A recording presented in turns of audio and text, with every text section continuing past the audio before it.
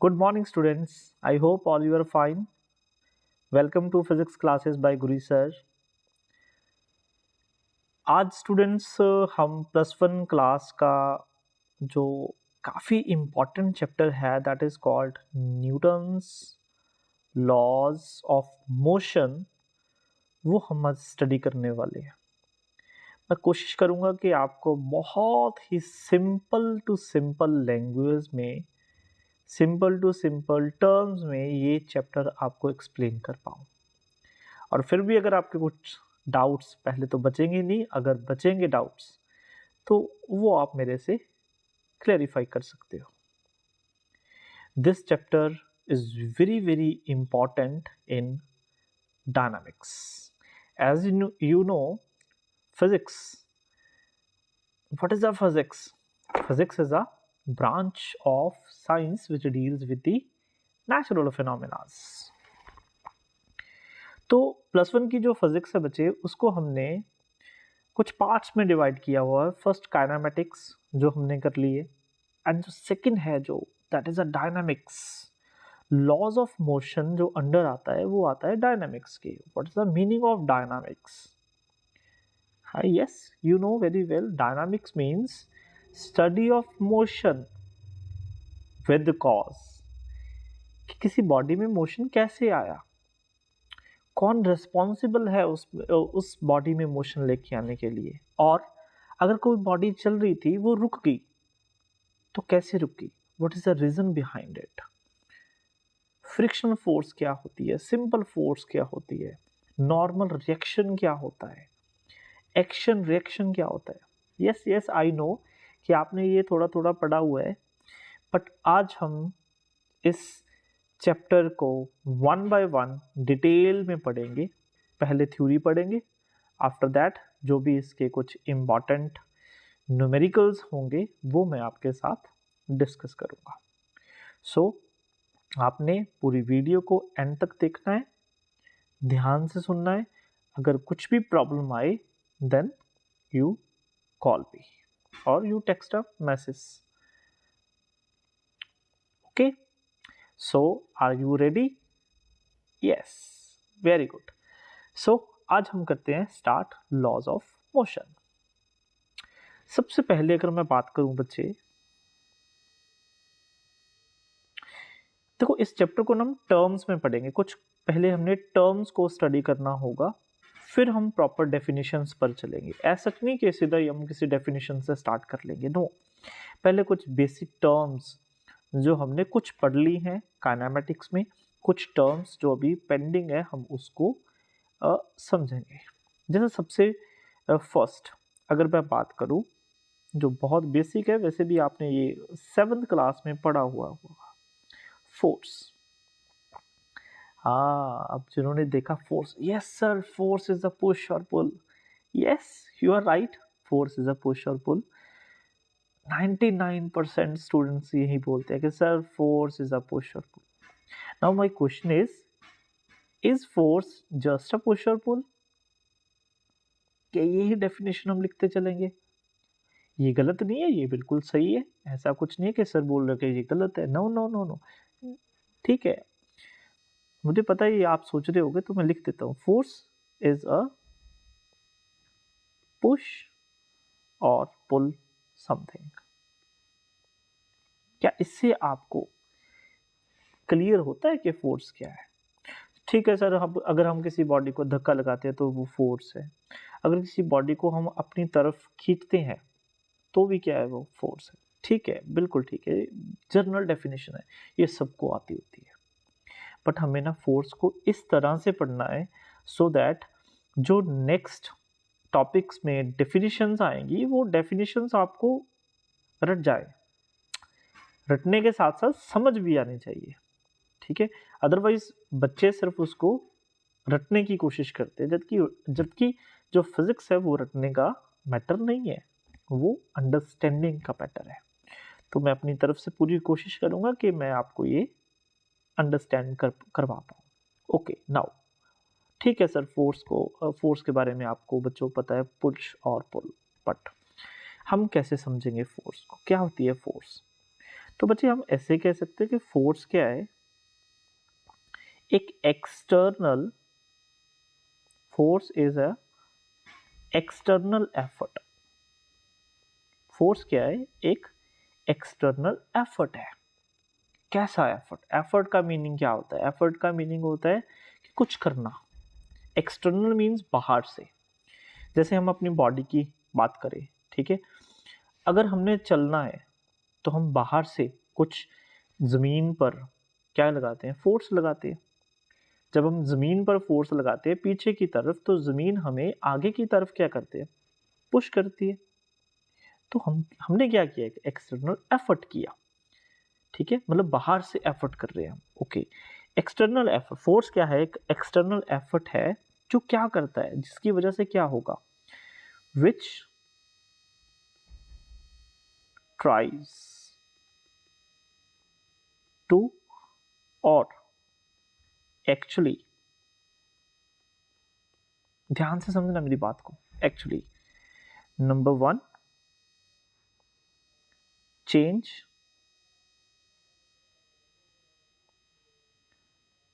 State of rest of a body. अब sir इसका क्या मीनिंग हो गया, एवरीथिंग मैं आपको क्लैरिफाई करूंगा, ध्यान से सुनना है आपने। तो ये क्या लिखा मैंने, मैंने लिखा फोर्स एक एक्सटर्नल एफर्ट है जो ट्राई करता है और actually change state of rest of body. Suppose एक बॉडी, एक ब्लॉक है, सपोज आपके रूम में एक चेयर है, वो चेयर अभी रेस्ट पर है। तो अगर आप अपनी तरफ से कुछ एक्सटर्नल एफर्ट करोगे उस चेयर पर, तो हो सकता है कि आप उस चेयर को मूव ऑन कर दो, मींस उसकी पोजीशन चेंज कर दो। ये भी हो सकता है कि वो चेयर बहुत ज़्यादा हैवी है, तो आपने जितनी फोर्स लगाई, जितना आपने एफर्ट किया, उस एफर्ट के साथ वो चेयर मूव नहीं हो रही। तो दोनों पॉसिबिलिटीज बनती हैं, हो भी सकता है, नहीं भी हो सकता है। आप हमने तो एफर्ट किया ना। तो फोर्स क्या है, एक एक्सटर्नल एफर्ट है जो ट्राई करता है और एक्चुअली भी कर सकता है। क्या कर सकता है, वो किसी बॉडी की रेस्ट वाली स्टेट को चेंज कर सकता है। तो अगर आप किसी बॉडी को रेस्ट से मोशन में ले आए, तो आपने क्या किया, उस बॉडी पर आपने फोर्स अप्लाई की, सिंपल। तो force is an external effort which tries to or actually change state of rest of a body, simple।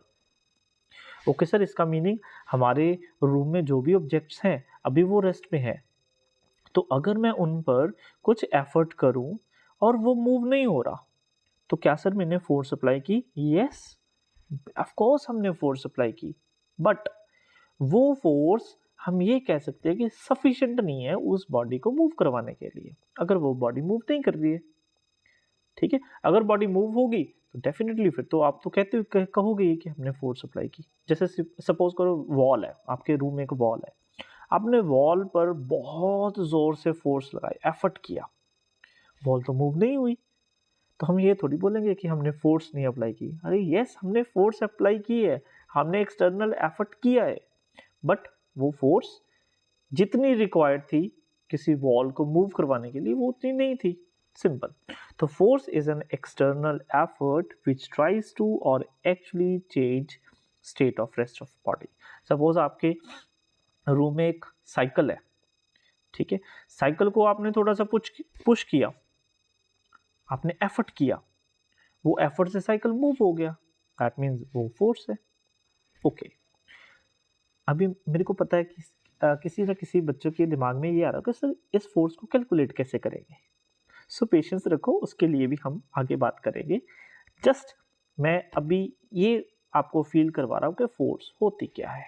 Second thing, second point, force क्या है, एक ऐसा एक्सटर्नल एफर्ट है जो चेंज कर सकता है state of motion of a body.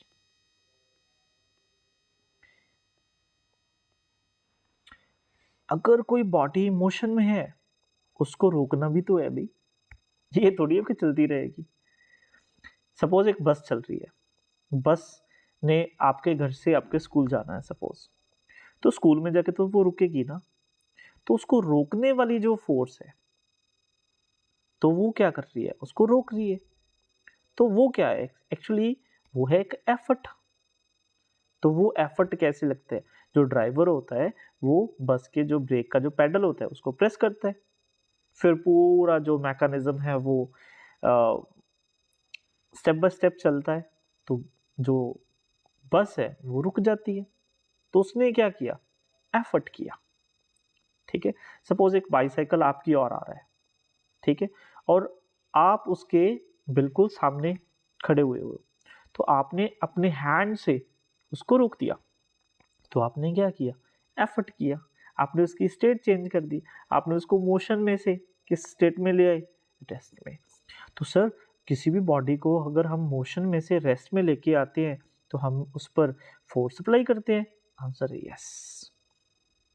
Okay, third, ये जो टर्म्स मैं आपको बता रहा हूँ ना, इस तरह से बता रहा हूँ सो दैट जब हम इसके लॉज पढ़ेंगे ना तो आप बोलोगे सर ये तो आता है, आपने पढ़ाया हुआ है। तो आपको उसके लिए फिर कुछ रटाफिकेशन की जरूरत नहीं पड़ेगी। थर्ड, अगर मैं पॉइंट की बात करूं, फोर्स एक ऐसा एक्सटर्नल एफर्ट है बच्चे जो चेंज करता है state of direction of a body. अब आपने साइकिल बाईसाइकिल यूज किया होगा कभी, किसी ने, आप में से किसी स्टूडेंट ने कार भी ड्राइव की होगी, किसी ने मोटरसाइकिल ड्राइव किया होगा, किसी ने एक्टिवा ड्राइव की होगी। तो उसमें क्या होता है, उसमें एक हैंडल लगा होता है। अगर हमने लेफ्ट टर्न लेना है, राइट टर्न लेना है, तो हम क्या करते हैं, हम अपनी मस्कुलर फोर्स उस हैंडल पर अप्लाई करते हैं तो वो टर्न हो जाती है। तो हम क्या कर रहे हैं अभी, अगेन हम एक्सटर्नल एफर्ट कर रहे हैं। अगर आप जितनी रिक्वायर्ड एफर्ट्स की ज़रूरत है उतनी एफर्ट नहीं कर पाओगे तो वो स्कूटी टर्न नहीं होगी, तो आपकी कार टर्न नहीं होगी। जितनी आप टर्न करना चाहते हो आपको उतना एफर्ट लगाना पड़ेगा। बट हम तो एफर्ट तो कर रहे हैं ना, तो अगर एफर्ट कर रहे हो दैट मीन्स आप क्या अप्लाई कर रहे हो, फोर्स। तो आई होप ये तीनों बातें आपको अच्छे से क्लियर होगी होंगी कि फोर्स क्या होता है। ठीक है यार, पुश और पुल होता है, डन, वेरी गुड। इसके अलावा फोर्स को कैसे आपने अपने जहन में रखना है, वो ऐसे याद रखना है आपने कि फोर्स एक एक्सटर्नल एफर्ट होता है जिससे आप किसी बॉडी की जो स्टेट है वो स्टेट चेंज कर सकते हो। कौन सी स्टेट, आंसर है रेस्ट वाली स्टेट। कौन सी स्टेट, आंसर है मोशन वाली स्टेट। कौन सी स्टेट, आंसर है डायरेक्शन वाली स्टेट। अगर किसी को आप बॉडी को रेस्ट से मोशन में लेके आते हो, मोशन में से रेस्ट लेके आते हो, अगर वो स्ट्रेट लाइन में चल रहा था तो आपने उसको राइट टर्न करवा दिया, लेफ्ट टर्न करवा दिया और सर्कुलर मोशन में उसको घुमा दिया, तो इन सभी केसेस में आप उस बॉडी पर क्या कर रहे हो, फोर्स अप्लाई कर रहे हो। ठीक है, क्लियर हो गया, नहीं समझ आया, आ गया, वेरी गुड। ठीक है, तो ये सिंपल सी है। ओके, तो ऐसी फोर्सेस जिनसे किसी बॉडी की स्टेट चेंज हो, किसी बॉडी की क्या चेंज हो, स्टेट चेंज हो, इन फोर्सेस को हम बच्चे बोलते हैं एक्सेलरेटिंग फोर्सेस। सर क्यों बोलते हैं हम एक्सेलरेटिंग फोर्सेस, ये हम पढ़ेंगे जब एक्सेलेरेशन के बारे में आपने काइनेमेटिक्स में पढ़ा हुआ है ना। एक्सेलेरेशन क्या होता है, change in velocity with respect to time. तो वेलोसिटी चेंज करने के लिए क्या चाहिए, तो आंसर है कुछ एफर्ट चाहिए। तो जब भी हम किसी बॉडी की जो वेलोसिटी है वो चेंज कर, देखो रेस्ट मींस उसकी इनिशियल वेलोसिटी जीरो थी, आप उसको मोशन में ले आए, दैट मींस उसके पास वेलोसिटी आ गई, तो उसकी वेलोसिटी चेंज होगी किसी ना किसी टाइम में, दैट मींस उसमें क्या आ गई, एक्सेलरेशन। ओ सर ऐसा होता है, यस बिल्कुल। बॉडी चल रही थी, मोशन में थी, उसके पास कुछ इनिशियल वेलोसिटी थी, अब वो जीरो नहीं है, आपने उस पर क्या की, एक्सटर्नल एफर्ट लगाया, उसको रोक दिया, तो उसकी फाइनल वेलोसिटी जीरो होगी। तो इनिशियल से फाइनल जीरो होने में कुछ टाइम तो लगा ना, तो उसमें क्या होगी, उसकी वेलोसिटी डिक्रीज होनी शुरू होगी, उसमें रिटार्डेशन आ गई। ओ सर ओके, रिटार्डेशन आ गई। मीन्स अगर डायरेक्शन चेंज होती है तो आपने वो सर्कुलर मोशन में के बारे में भी हमने थोड़ा बहुत पढ़ा हुआ है कि जैसे बॉडी अगर सर्कुलर मोशन में चलती है तो उसकी हर एक पॉइंट पर डायरेक्शन क्या होती है, चेंज होती है। अगर वो कांस्टेंट स्पीड से भी चलेगी तो उसकी वेलोसिटी जो है वो कांस्टेंट नहीं रहेगी, वेलोसिटी वेक्टर क्वांटिटी होती है। याद आया ना, वेलोसिटी क्या होती है, वेक्टर क्वांटिटी। तो हम बोलते हैं कि हर एक पॉइंट पर सर्कुलर मोशन में जो डायरेक्शन है वो चेंज होती है, इसकी वजह से वेलोसिटी चेंज होती है। तो जब वेलोसिटी चेंज होगी तो एक्सेलरेशन तो आएगी ना, ठीक है। तो अगर आप में से किसी को नहीं भी आता ना तो वन बाय वन हम आगे स्टेप बाय स्टेप चलेंगे तो आपको क्लियर हो जाएगा, ठीक है।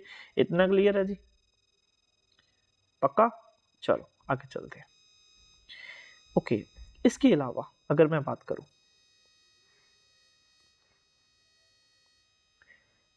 अगर कोई एफर्ट चेंज करे शेप ऑफ बॉडी, और शेप की आप लिख सकते हो कॉन्फ़िगरेशन भी लिख सकते हो, कॉन्फ़िगरेशन। नोट्स भी आपको मिल जाएंगे, हैंड रिटन नोट्स मिलेंगे, बहुत अच्छे नोट्स मिलेंगे। सो आपको उसकी कोई टेंशन की ज़रूरत नहीं है। आप बस जो मैं आपको पढ़ा रहा हूँ ना उसको बहुत अच्छे से ध्यान से कंसंट्रेशन से आपको पढ़ना है, ठीक है। तो जब कोई एफर्ट, आप ऐसा एफर्ट करो जिससे क्या हो, किसी बॉडी की शेप चेंज हो जाए, किसी बॉडी की configuration, configuration means dimensions, length breadth height, ठीक है, उसका वॉल्यूम चेंज हो जाए, तो भी हम बोलेंगे बच्चे कि हमने क्या किया है, उस पर फोर्स लगाई है। तो ऐसी फोर्स जो शेप और कॉन्फ़िगरेशन चेंज करती है, that is known as deforming force. ये पूरा चैप्टर आएगा हमको डिफॉर्मिंग फोर्स का इस +1 के सिलेबस में। डिफॉर्मिंग फोर्स, डीफॉर्म, देखो फॉर्म मीन्स क्या होता है, बनाना, किसी को फॉर्म करना। डीफॉर्म मतलब रिकंस्ट्रक्ट करना। तो अपने आप तो नहीं कुछ होगा ना, हमें क्या करना होगा, एफर्ट करना होगा, ठीक है। जैसे सपोज करो कि आपके पास सपोज ये एक कुछ स्पंज टाइप है, सपोज ये कुछ स्पंज टाइप है, ठीक है। स्पंज समझते हो ना, जो टीचर्स अक्सर बोर्ड को साफ करने के लिए यूज करते हैं, है ना। तो आपने क्या किया, इस स्पंज पर इस तरह से इसको पुश करना शुरू कर दिया, ठीक है। तो क्या होगा, तो ये होगा कि ये इतना पोर्शन जो है ना उसका स्क्वीज हो जाएगा, तो रिमेनिंग पोर्शन ये बचा सपोज, तो इसके जो शेप है वो क्या होगी, चेंज होगी, सिंपल सी बात है। अभी इसकी पहले जो ब्रेड थी वो ज़्यादा थी, अब इसकी ब्रेड क्या होगी, कम होगी। और बहुत सिंपल सिंपल एग्जांपल्स आप देख सकते हो। सपोज आपके पास एक पेपर है, आपकी कॉपी का पेपर, आप कुछ कहीं भी कॉपी से उखाड़ लेना, ठीक है, रफ वाला, ठीक है। पेज को उखाड़ो, उसको आप इस तरीके से स्क्वीज कर दो तो वो बॉल बन जाएगी। सर ये तो हमने बहुत बार बनाई है। अरे भाई बनाई है तो उसको समझना भी तो है ना, वही फोर्स है। वो कौन सी फोर्स है, डिफॉर्मिंग फोर्स। अरे सर यस। तो जब भी आप किसी, देखो पहले क्या था वो पेज, पहले वो पेज की जो शेप थी वो थी एक रेक्टेंगल, सपोज वो रेक्टेंगुलर पेज था लाइक दिस। फिर आपने इस पर फोर्स लगानी शुरू की, आपने इसको बना दिया बॉल, तो अभी इसकी जो शेप है वो क्या होगी, स्फेरिकल। तो आपने तो इसकी कॉन्फ़िगरेशन चेंज कर दी ना, आपने तो इसके डिमेंशंस चेंज कर दिए। तो ऐसी हर एक वो शेप, मतलब फोर्स आप कह सकते हो, एफर्ट कह सकते हो, जिससे किसी बॉडी की शेप और कॉन्फ़िगरेशन चेंज हो, that is known as deforming force. आपने वो स्प्रिंग्स के साथ भी कभी ना कभी खेले होंगे कि सपोज आपके पास एक स्प्रिंग है लाइक दिस, इसको आपने किया किया इस तरह से पुल करना शुरू कर दिया, तो ये इस तरीके से इस तरह से फैल जाता है, स्ट्रेच हो जाता है, तो इसकी कॉन्फ़िगरेशन चेंज होगी जी, ठीक है। तो आई होप कि ये चारों जो सिंपल सिंपल सी फॉर्म्स हैं वो आपको क्लियर होगी कि किसी बॉडी की स्टेट चेंज करने के लिए जो एफर्ट किए जाते हैं उसे फोर्स बोलते हैं। किसी बॉडी की शेप चेंज करने के लिए जो एफर्ट्स किए जाते हैं उसे हम फोर्स कहते हैं। जो state of rest motion direction को चेंज करता है उसे हम बोलते हैं एक्सेलरेटिंग फोर्स, और जिसकी वजह से किसी की कॉन्फ़िगरेशन चेंज हो उसे हम बोलते हैं डिफॉर्मिंग फोर्स। ठीक, ओके गुड। यहां तक किसी को कुछ doubt? Okay fine good. Next अगर हम बात करें बच्चे टाइप्स ऑफ फोर्स, बेसिकली हमने फोर्सेस को 2 टाइप्स में कैटेगराइज किया हुआ है। First is contact forces and second is non contact forces, or you can say that field forces. Now sir, ये कॉन्टैक्ट फोर्सेस क्या होती है? हमने तो ये कभी सुने ही नहीं sir contact forces, so do not worry. देखो कॉन्टैक्ट फोर्सेस बच्चे वो फोर्सेस होती हैं जिसमें क्या होता है, जिस बॉडी पर आप फोर्स लगा रहे हो और जो उस पर फोर्स लगा रहा है, मीन्स एक तो एक्सटर्नल एजेंट होगा। सपोज ऐसे एग्जांपल लेते हैं, सपोज मैं एक एक्सटर्नल एजेंट हूँ और मेरे रूम में सपोज एक चेयर है, तो चेयर मेरे लिए ऑब्जेक्ट है, मैं एक क्या हूँ, एक्सटर्नल एजेंट हूँ। अगर मैं चेयर को मूव करवाना चाहता हूँ तो कोई मैजिक तो नहीं कर सकता ना कि ऐसे कुछ वो मूव हो जाए, तो मेरे को क्या करना पड़ेगा, उस चेयर को टच करना पड़ेगा, टच करके उसको मैं क्या करूँगा, पुश करूँगा। सिंपल सी बात है। तो कॉन्टैक्ट फोर्स एक ऐसी फोर्स होती है जिसमें क्या होता है, मतलब फिजिकल कॉन्टैक्ट होता है, फिजिकल कॉन्टैक्ट होता है किसके बीच? आंसर है between external agent. External agent कोई भी हो सकता है, कोई मशीन भी हो सकती है, कोई ह्यूमन भी हो सकता है। External agent and an object. जो नॉन कॉन्टैक्ट फोर्सेस सर क्या होंगी? नॉन कॉन्टैक्ट फोर्सेस बच्चे कुछ ऐसी फोर्सेस होती हैं जिनमें हमें कुछ भी फिजिकल कॉन्टैक्ट की जरूरत नहीं है, बट फिर भी वो फोर्सेस एग्जिस्ट करती है। सर ऐसी तो फोर्स हमने तो कभी देखी नहीं। देखी है, सबने देखी है। किसी ना किसी स्टूडेंट के माइंड में आ भी हो रहा होगा कि सर हमने कुछ 7th 8th में स्टैंडर्ड में पढ़ा था कि जब एक मैग्नेट को किसी दूसरी मैग्नेट के पास लेके जाते हैं, जस्ट पास लेके जाते हैं, टच नहीं करते, तो सर वो अट्रैक्ट हो जाती है। और ये भी हमें किसी टीचर ने पढ़ाया था कि समटाइम्स वो रिपेल भी होती है। तो हमें कुछ पोल्स के बारे में बताया था कि नॉर्थ नॉर्थ को सर रिपेल करता है, नॉर्थ साउथ को अट्रैक्ट करता है। तो उसमें तो कुछ टच नहीं था ना, कोई फिजिकल कनेक्शन नहीं था। और इसके अलावा आप सब कुछ छोड़ो, अभी जिस भी रूम में आप बैठे हो ना, तो आपके पास सपोज पेन है, तो पेन को आप क्या करो, किसी हाइट पर ऐसे रखो, उसको छोड़ दो, तो फिर नीचे की तरफ आएगा। क्यों आएगा? आपने अब तो नहीं आएगा, क्योंकि हमने क्या बोला है स्टार्टिंग में हमने ये बोला है कि अगर रेस्ट वाली बॉडी को मोशन में लेके आना तो फोर्स चाहिए ना भी, विदाउट फोर्स तो नहीं आएगा। तो सर यहाँ पर कौन सी फोर्स आ गई? आंसर है ग्रेविटेशनल फोर्स। ओ सर, यस ग्रेविटेशनल फोर्स, ये तो सर हमने पढ़ा हुआ है ग्रेविटेशनल फोर्स, यस। तो ग्रेविटेशनल फोर्स के लिए किसी कॉन्टैक्ट की जरूरत नहीं है, मैग्नेटिक फोर्स के लिए किसी कॉन्टैक्ट की जरूरत नहीं है। आगे चल के आप प्लस 2 में पढ़ोगे, प्लस 2 स्टैंडर्ड में पढ़ोगे electrostatic forces, forces between the charges. एक चार्ज दूसरे चार्ज को अट्रैक्ट भी करता है, रिपेल भी करता है, बट उन दोनों के इन बिटवीन किसी भी किस्म का कोई भी फिजिकल कॉन्टैक्ट की जरूरत नहीं है। ओके सर, तो ये नॉन कॉन्टैक्ट फोर्सेस, इसीलिए हम इसे क्या बोलते हैं, फील्ड फोर्सेस। फील्ड होता है, मैग्नेट के अराउंड मैग्नेटिक फील्ड होता है। देखो फिजिक्स में ना बच्चे, हर एक जो वर्ड यूज होता है ना, उसका मीनिंग अगर आपने समझ लिया ना, तो आपको कभी कोई प्रॉब्लम नहीं आएगी। अदरवाइज मैंने देखा है बहुत सारे स्टूडेंट्स क्या करते हैं, सर मैंने ये भी डेफिनेशन याद कर ली, मैंने ये भी अरे याद नहीं कर सकते किसी चीज को, कितना कुछ याद करोगे, फिर तो प्रॉब्लम होगी ना। अगर किसी को अंडरस्टैंडिंग लेवल तक जाके आपने अंडरस्टैंड कर लिया उसको, तो वो आपके ब्लड में चला जाएगा, फिर आपको दोबारा से उसको रीड करने की ज़रूरत नहीं पड़ेगी। ठीक है? सो फिज़िक्स को हमने इस तरह से पढ़ना है कि वो बार-बार हमें वो रीड नहीं करना पड़ेगा, एक चीज़ जो पढ़ ली फिर हम बार-बार वो रीड कर रहे हैं, नहीं भई, इतना टाइम नहीं है हमारे पास। ठीक है? हमने एक बार पढ़ना है, अच्छे से पढ़ना है। ठीक है? तो नॉन कॉन्टैक्ट फोर्सेस और फील्ड फोर्सेस में हम क्या लिखेंगे? There is a no physical contact.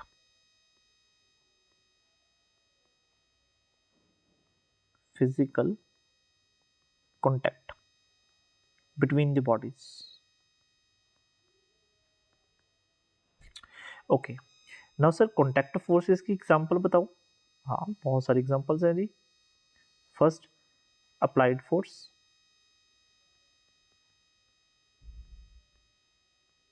force by us on any object, contact force होगी। दूसरा, frictional force.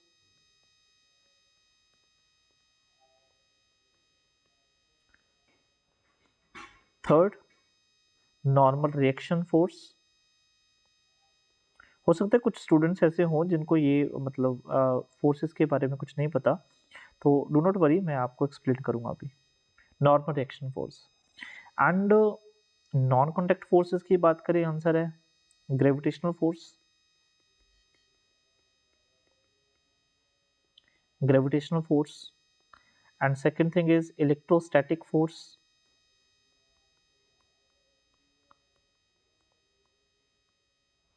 And the third is magnetic forces.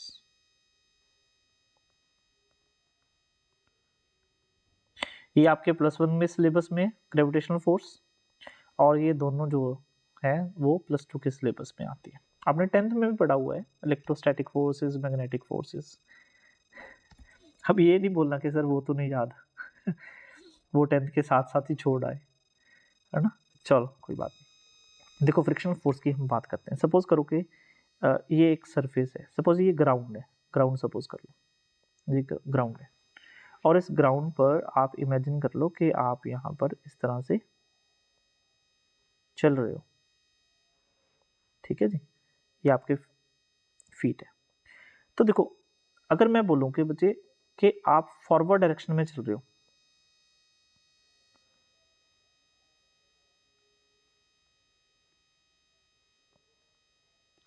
अब हमारे चलने में भी फिजिक्स है। कैसे समझोगे? देखो, अगर हम फॉरवर्ड डायरेक्शन में चल रहे हैं तो अब कभी ध्यान से नोटिस करना कि हम क्या करते हैं। अगर हमने फॉरवर्ड डायरेक्शन में जाना है तो हम जो हमारे जो फीट है ना, उनको बैक साइड क्या करते हैं, पुश करते हैं। तो क्या होगा, जो ग्राउंड के साथ हम कांटेक्ट में हैं, वो ग्राउंड हमें अपोजिट डायरेक्शन में एक सपोर्टिंग फोर्स प्रोवाइड करता है, जिस फोर्स को हम क्या बोलते हैं बच्चे? Frictional force. जैसे इसको थोड़ा सा और मैं अच्छे से बनाऊं, ये सपोज करो ये आपका सा पैर, ठीक है। तो एक मिनट, दोबारा से बनाते हैं इसको।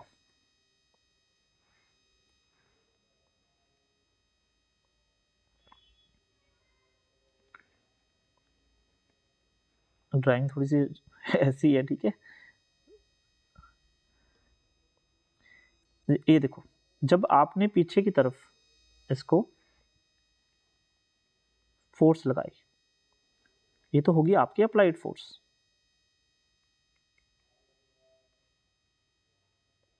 तो ग्राउंड ने आपको क्या किया, फॉरवर्ड डायरेक्शन में क्या दी, एक force, that is called frictional force. तो कांटेक्ट हुआ ना, मींस आपके जो फीट का कांटेक्ट किसके साथ है? आंसर है ग्राउंड के साथ है। तो हवा में तो नहीं चल सकते ना हम, तो सर फ्रिक्शनल फोर्स की हेल्प से हम चलते हैं। आंसर है यस। अगर फ्रिक्शनल फोर्स नहीं है तो हम नहीं चल पाएंगे। आप अपने सपोज जो फ्लोर है, फ्लोर पर आप क्या करो, जो शैम्पू होता है ना, शैम्पू, सिंपल सिंपल एग्जांपल्स के साथ समझाऊंगा मैं। आप शैम्पू को फैला दो, पानी डाल दो, तो वो क्या हो जाएगा, उससे लिब्रिकेशन आ जाएगी। लिब्रिकेशन आने के बाद आप उस पर चल चल चल के देखना, तो आप स्लिप कर जाओगे, वो स्लिपरी बन जाएगा। आप फ्लोर पर ऑयल, कोई भी ऑयल स्प्रिंकल कर दो, तो उससे क्या होगा, तो लिब्रिकेशन के साथ फ्रिक्शन कम हो जाएगी। तो जितनी रिक्वायर्ड एफर्ट आपके चलने के लिए ग्राउंड ने आपको देना था वो नहीं मिलेगा, तो आप नहीं चल पाओगे। तो ये सिंपल सिंपल सी बातें हैं। अब सर नॉर्मल रिएक्शन क्या होता है वो भी मैं आपको बता देता हूँ। देखो नॉर्मल रिएक्शन क्या है कि जैसे सपोज करो ये ग्राउंड है, तो ग्राउंड पर सपोज ये एक ब्लॉक है, तो ब्लॉक का मास m है। मैं मान के चलता हूँ कि आपको थोड़ा बहुत वेट के बारे में नॉलेज होगी, क्योंकि ज़्यादा डिटेल में हम आगे चल के पढ़ेंगे। तो जिस बॉडी का मास m है बचे toward the centre of earth, कि हर एक बॉडी को अर्थ है जो अपनी की तरफ अट्रैक्ट कर रही है, तो उसका क्या लगता है, वेट लगता है, which is equal to mg। तो जो ग्राउंड है ना, ग्राउंड पर फोर्स कौन लगा रहा है, आंसर है ब्लॉक लगा रहा है। तो इसके अपोजिट एक फोर्स लगती है, that is known as normal reaction. जब ये न्यूटन थर्ड लॉ पढ़ेंगे ना तो बहुत अच्छे से क्लियर होगा। तो मैंने ये आपको सिंपल ये बता दिया कि समटाइम बच्चे ये सोचते हैं कि सर नॉर्मल रिएक्शन फोर्स पता नहीं क्या लिखती, ठीक है। तो बेसिकली वो एक ऐसी फोर्स है जो आपको एक अपोजिट डायरेक्शन में मिलती है। जिस डायरेक्शन में आप फोर्स लगाओगे उसके अपोजिट वो नॉर्मल रिएक्शन फोर्स होती है। नॉर्मल क्यों बोलते हैं, क्योंकि वो सरफेस के परपेंडिकुलर लगती है, नॉर्मल। समटाइम्स मैं देखता हूँ कि बच्चे ये बोलते हैं कि नॉर्मल मीन सर ऐसी वैसी फोर्स होगी, कोई नॉर्मल होगी। नहीं नहीं नहीं, फिजिक्स में जब भी वर्ड नॉर्मल आएगा, नॉर्मल का मीन्स होगा परपेंडिकुलर टू द सरफेस, एक ऐसी फोर्स जो किसी सरफेस के परपेंडिकुलर डायरेक्शन में लगती होगी। ठीक है जी, आई होप कि आपको ये समझ आया होगा जी। ठीक है, तो फटाफट हम ये रिकैप कर लेते हैं हमने क्या पढ़ा। तो हमने पढ़ा फोर्स पुश और पुल होता है, ठीक है, सबको आता है। और इसके अलावा हम क्या बोलेंगे कि फोर्स क्या एक एक्सटर्नल एफर्ट है। फोर्स क्या है, एक एक्सटर्नल एफर्ट है जो किसी स्टेट को चेंज कर सकता है, किसी रेस्ट के वाली स्टेट को मोशन में लेके आ सकता है, मोशन वाली स्टेट को रेस्ट में लेके आ सकता है, उसकी डायरेक्शन चेंज कर सकता है। हाँ, जरूरी नहीं है कि हमेशा ही करेगा, मस्ट नहीं है, ट्राई है, हो भी सकता है, नहीं भी हो सकता।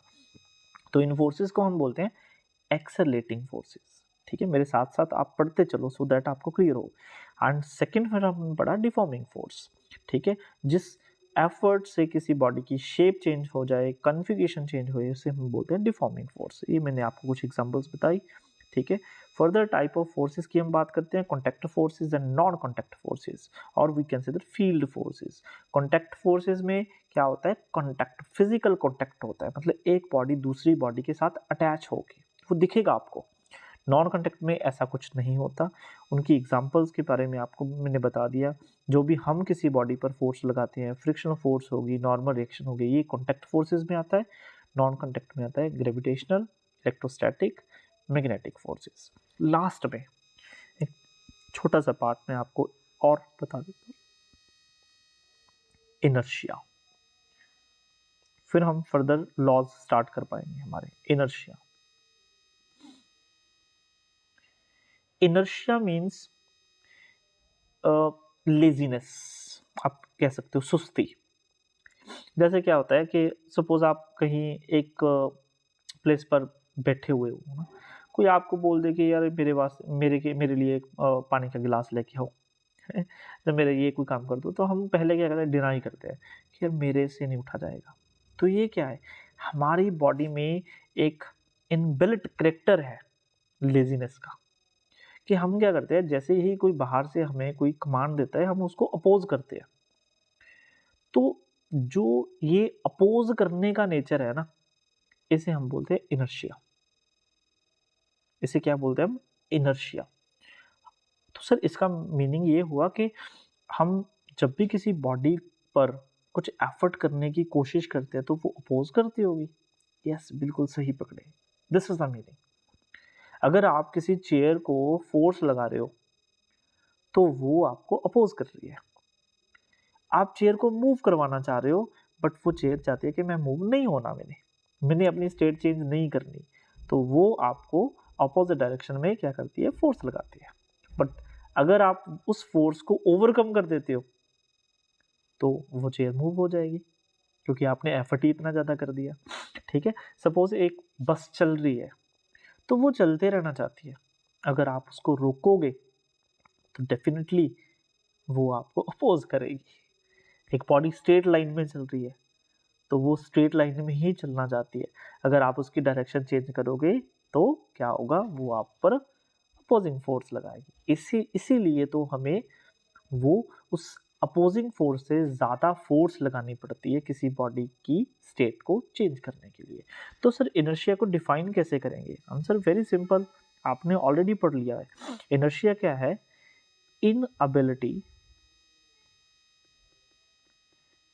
inability of a body to change its state of rest, motion and direction without any external force। एक तो ये डेफिनेशन बनती है कि कोई भी बॉडी अपनी जो स्टेट है, कौन सी state? Rest, motion and direction, इसको अपने आप मींस विदाउट एक्सटर्नल फोर्स वो चेंज नहीं कर सकती। उसके लिए क्या चाहिए? एक्सटर्नल फोर्स चाहिए। ठीक है, एक तो ऐसे डिफाइन कर सकते हो। और क्या लिख सकते हो, और ऐसा भी लिख सकते हो, इनर्शिया क्या है? प्रॉपर्टी, और लिख सकते हो ability of a body to oppose any change in state of rest, motion and direction। ऐसे भी बताओ, लिख सकते हो आप कि हर एक बॉडी के पास एक एबिलिटी है, उसकी एक प्रॉपर्टी है कि वो क्या करते हैं, कि बॉडी वो क्या करती है, अपोज करती है। किसका अपोज करती है? जो भी स्टेट आप चेंज करने की कोशिश करते हो, जो भी स्टेट आप चेंज करने की कोशिश करते हो। अब किसी की बॉडी के पास कितना इनर्शिया है हम इसे कैलकुलेट नहीं कर सकते, ये बात अपने ध्यान में रखनी है। तो ये एक नॉन फिजिकल क्वांटिटी है, फिजिकल क्वांटिटी। जैसे आप कितने लेजी हो ये हम मेजर नहीं कर सकते। हाँ ठीक है, लेजी हो, कुछ उसकी क्वांटिटी नहीं है, मतलब उसको ऐसा हम मेजर नहीं कर पाएंगे। जैसे अनियन हम बोल देते हैं 1 kg लेके आए, 2 kg लेके आए, 3 kg लेके आए, है ना, एक क्वांटिटी हम मेजर कर सकते हैं, that is called physical quantities. Inertia, yes, हमें ये पता है कि इसमें इनएबिलिटी है, ठीक है, कि ये अपने आप अपनी पोजीशन चेंज नहीं कर सकती, अपना मोशन चेंज नहीं कर सकती, अपनी डायरेक्शन चेंज नहीं कर सकती, बट उसमें इनर्शिया कितनी क्वांटिटी में प्रेजेंट है ये हम मेजर नहीं कर सकते। ये एक नॉन फिजिकल क्वांटिटी है, ये आपने ध्यान में रखना है। ठीक है, एंड अगर हम इसकी टाइप्स की बात करें तो फर्दर इसको 3 टाइप्स में हमने डिवाइड किया हुआ है। That is first is inertia of rest, second thing is inertia of motion, and third is inertia of direction। Sir ये तो हमने कुछ पढ़ा लगता है अभी, रेस्ट, मोशन, डायरेक्शन। यस, मैंने आपको पहले बता दिया। अब देखो इनर्शिया ऑफ रेस्ट का मीनिंग क्या है, कि अगर कोई बॉडी रेस्ट में है तो वो रेस्ट में रहना चाहती है, वो मूव नहीं करना चाहती, तो हम क्या लिखेंगे? Inability of a body to change its state of rest. बस मोशन नहीं लिखना है इसमें, डायरेक्शन नहीं लिखना, क्या लिखोगे? विदाउट एनी एक्सटर्नल फोर्स, बस सिंपल। यस, तो आप क्या लिखोगे? inability of a body to change its state of rest without any external effort. Simple. Inertia of motion में क्या लिखोगे? रेस्ट की जगह मोशन आ जाएगा बस. इनर्शिया ऑफ डायरेक्शन मीन्स यहाँ पर डायरेक्शन लिख देंगे, बाकी सब कुछ सेम रहेगा. देखो अगर इस तरह से पढ़ोगे ना तो मेरे को नहीं लगता कि आपको अलग अलग से डेफिनेशन याद करनी पड़ेगी. अब इसको थोड़ा सा एग्जांपल से समझ लेते हैं. आपके रूम में कोई भी ऑब्जेक्ट जो आपको दिख रहा है एट प्रेजेंट रेस्ट में है, ठीक है, तो वो रेस्ट में ही रहना चाहता है, हमेशा वो रेस्ट में ही रहेगा. कब तक रहेगा? जब तक आप उसको डिस्टर्ब ना करो, तब तक वो रेस्ट में रहेगा. 1 साल, 2 साल, 10 साल, 20 साल ऐसा सच ही वो रहेगा अगर हम उस पर कुछ भी एफर्ट नहीं करते हैं तो. ठीक है, ओके.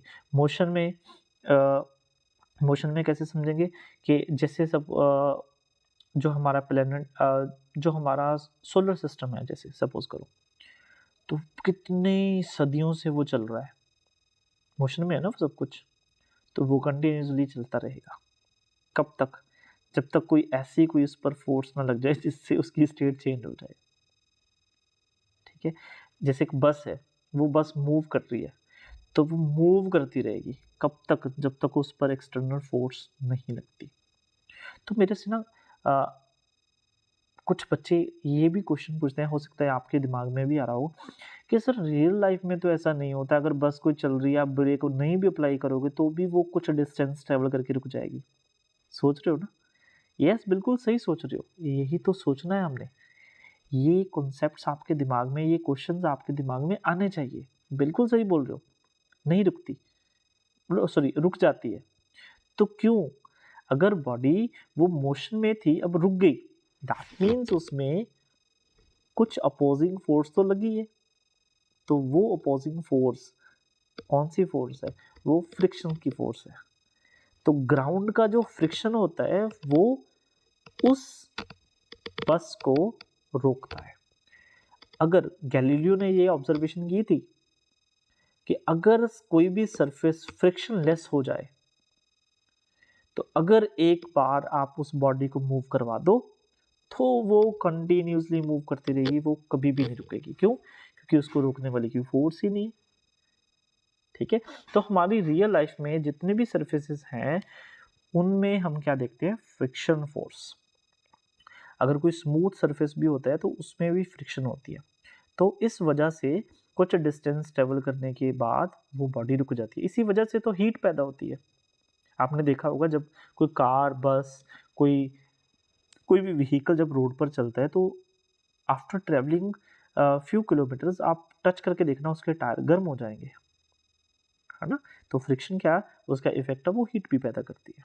ठीक है, तो अगर कोई बच्चा ऐसा सोच रहा है कि सर रियल लाइफ में तो अगर आप ब्रेक अप्लाई नहीं भी करोगे तो भी कुछ डिस्टेंस के बाद वो बॉडी रुक जाएगी, तो आप सही सोच रहे हो. बट फिजिक्स के पॉइंट ऑफ व्यू से अगर आप थोड़ा सा और डेप्थ में जाके देखोगे तो हमें ये पता चलेगा कि अपने आप नहीं रुका वो, उसको रोकने के लिए एक फोर्स लगी.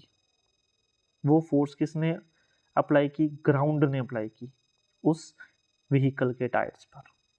ठीक है, एज सच कि जैसे हम सोचते हैं कि सपोज को एक गाड़ी बिल्कुल स्ट्रेट चल रही है, ठीक है, तो अपने आप टर्न नहीं होती, तो उसको टर्न के करने के लिए आपको क्या करना पड़ता है? फोर्स अप्लाई करनी पड़ती है. ठीक है, इसकी बहुत सारी एग्जांपल्स हैं, बहुत सारी एग्जांपल्स, और भी बहुत सारी एग्जांपल्स हैं जिसको इसके आप डेमोन्स्ट्रेशंस भी करके देख सकते हो, ऐसा कुछ नहीं है. ठीक है, जैसे एक इनर्शिया ऑफ रेस्ट की मैंने आपको, और आपने एग्जांपल 9th क्लास पे भी पढ़ी होगी, मैं आपको बता देता हूँ. जैसे आप किसी बस में बैठे हो, सपोज वो बस एट रेस्ट पर है, तो सडनली क्या हुआ कि उसके बस के ड्राइवर ने बस को स्टार्ट करके एक्सेलरेट करवा दिया. तो आपने देखा होगा हमको बैकवर्ड जर्क मिलता है ना? क्यों? Because of inertia of rest. हमारी बॉडी किस में थी? रेस्ट में. किस में रहना चाहती है? रेस्ट में. पर जो हमारा लोअर पार्ट ऑफ बॉडी है वो बस के साथ अटैच है, फिजिकल कॉन्टेक्ट है उसका. जैसे ही बस एक्सेलरेट हुई तो हमारा लोअर पार्ट एक्सेलरेट हो गया, हमारा अपर पार्ट ऑफ बॉडी क्या कर रहा है? उसको अपोज कर रहा है, वो मोशन में नहीं आना चाहता. इसीलिए अपर पार्ट जो बैकवर्ड रह जाता है, लोअर पार्ट फॉरवर्ड चला जाता है, तो हमें बैकवर्ड जर्क महसूस होता है। फिर बस चल रही है, बहुत तेज चल रही है, अचानक से देखा आगे कुछ, सपोज एक डॉग आ गया, तो बस वाले ने ब्रेक लगा दिए, तो अभी हमारी बॉडी क्या चाहती है, मोशन, क्योंकि वो मोशन में है। तो फिर क्या होता है, जैसे ही ब्रेक लगा हमारी बॉडी आगे की तरफ जाएगी, हमें ये लगेगा कि पीछे से किसी ने धक्का मारा है, बट पीछे से तो किसी ने धक्का नहीं मारा। ये क्यों हो रहा है हमारे पास साथ? आंसर है because of inertia of motion. जब बस में आप बैठे हुए हो, बस चल रही है, तो हम मोशन में हैं, तो हमारी बॉडी ये चाहती है कि हम मोशन में ही रहें। सडनली जब ब्रेक अप्लाई होंगे तो हमारा अपर पार्ट ऑफ बॉडी अभी मोशन में रहना चाहता है, जिसकी वजह से हम फॉरवर्ड जर्क मिलता है। ठीक है, तो ऐसी बहुत सारी सिंपल सिंपल एग्जांपल्स आपको मैंने नोट्स में डाली हुई हैं। ठीक है, आपने पढ़ना है। किसी भी एग्जांपल को समझने में आपको कुछ प्रॉब्लम आ रही है, देन आप मेरे से बात कर सकते हो। ठीक है, आई होप कि आपको आज का जो लेक्चर है वो अच्छा लगा होगा। मैंने बहुत सिंपल लैंग्वेज में आपको समझाने की कोशिश की है। नेक्स्ट क्लास में हम लॉज ऑफ मोशन, जैसे Newton's first law, Newton second law, Newton third law पढ़ेंगे। ठीक है, उसके बाद हम न्यूमेरिकल्स करेंगे। Okay, thank you, take care, have a nice day.